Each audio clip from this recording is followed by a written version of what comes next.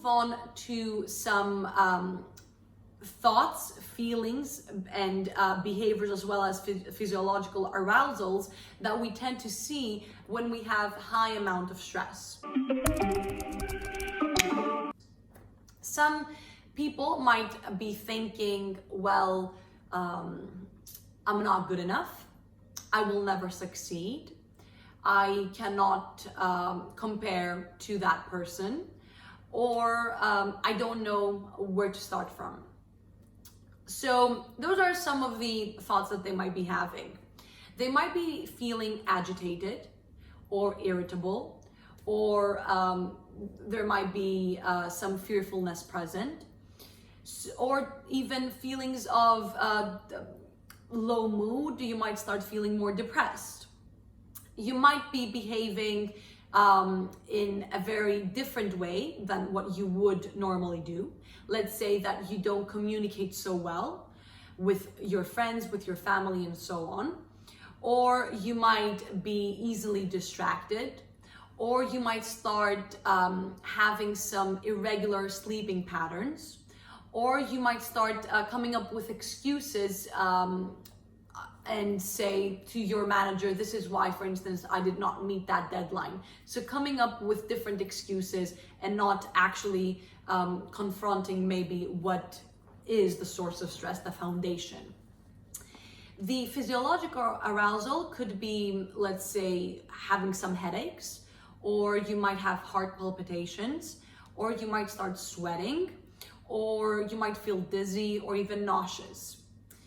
And overall, I would say those are some of the more general ideas that we tend to see. Of course, there are many others, and for individuals, it could be different. And it does not mean that if you do experience something like that, it is definitely due to that reason. But overall, again, I would say this is what we tend to see. So now let's move on to some of the common thought patterns, I would say errors, that we tend to see when someone is feeling stressed. One is the all or nothing thinking. This is also known as black and white. This is when someone starts thinking in a way that has the two extremes. Let's say it is going to be amazing or it's going to be awful. There's no in between. And I always tell my clients, well, there is this black and white, but there's also gray in there, and we need to find that in order to find that balance. This is one. Another one is that mental filter. So this is when you are going to notice the negative rather than the positive, or maybe you are always going to notice the negative and have that sort of filter instead of viewing things as they are in the more neutral way. Another one is the overgeneralization. Let's say that you don't succeed in one area and you start thinking that I'm going to fail in everything else as well. For instance, if you are a student and you don't get a very good mark, you might be thinking, well, I did not receive that good mark on that test, which means that I'm always going to fail in that course. So you start generalizing, which is quite unrealistic. Another error could be the catastrophizing. So this is when you go to the extreme. Let's say that your boyfriend, your girlfriend told you that they're going to text you at 10 p.m. tonight because before they are working or they might be outside. And you see that it's now midnight and they still have not texted you. So you start thinking, well, they did not text me because they met someone else, or they are tired of me, or that's it, I will never see them again, I will never hear from them again. So you think in an extreme way, you start catastrophizing. Again, this is quite unrealistic. And the last one that I would like to mention is the mind reading. I really do enjoy that one because I think it's quite common. What we tend to see here is that we start thinking what will happen, and most of the times it's linked to something negative. Let's say that you're anxious about an upcoming speech that you're going to give in front of everyone. Let's say that you're going to give that speech in a week, and you start feeling stressed because what you are thinking is that, well, I will get up there and I will not be able to deliver a good speech. They might start laughing at me. They will then think that I'm not good enough, and the manager will think that I never deserved that offer, and therefore they will fire me. So you do that mind reading, although there's no evidence to support that it will go in the way that you think. This is what you will display. What I do want to say, and as you probably have imagined by now, is that some of those things are interlinked, and it does not mean that everyone will display one thing or only one thing. They might be, there might be some integration of catastrophizing, mind reading, black and white thinking, and so on. But I did want to mention here a few that I think are quite common, and I wanted to let you know of those so that you can be more mindful of them. So now let's move on to the final part of this video, which is going to be about how you can manage those negative thoughts that are going to be linked with higher stress levels.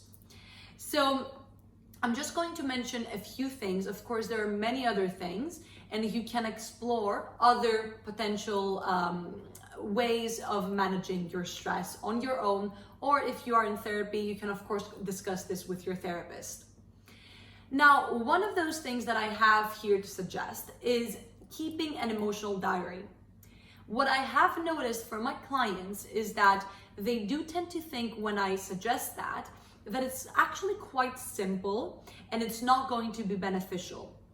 However, what I do explain to my clients is that when you are writing down your emotions, what will happen is that that part of the brain that is known as the amygdala, and the amygdala is actually regulating your emotions, it is going to decrease, and the ventrolateral prefrontal cortex that is associated with response inhibition is going to increase. And therefore, when you're writing down your emotions, you're actually regulating your emotions, and you're actually challenging those emotions a bit better. So although it can seem quite simple, it is actually giving you something in return. When you're writing down your thoughts, what will also happen is that you might start noticing those triggers, those patterns that will help you understand the situation, the condition, as I said before, that is increasing that stress. By understanding that condition, those patterns, what will happen is that you will be able to start brainstorming on your own or with your therapist of some coping skills that will help you cope a bit better with that situation. So that was one, the keeping an emotional diary. Another one would be maybe practicing some mindfulness. So by doing that, you can manage your rumination a bit better. And another one could be the visualization. I really do enjoy that because I think it can be quite beneficial. And it's when you are thinking, you are imagining a more serene environment. It's what we call go to your happy place. And it really does work. And especially if you are using all your other senses, that might feel even more, let's say, real in a way, that you are there and you are calming yourself down. So those were some things that I think could be very beneficial. You can explore what works best for you, and if none of those things would be beneficial, of course I would say do keep your options open. You can have a look at other things that help you better. Now, if you think that this is something that you would like to explore further, you can always give us a ring, or you can book an appointment, and I'm sure we would be able to give you a bit more insight into that. So that's it for today, guys. Thank you very much for watching another video on our channel. Have a good day. Bye.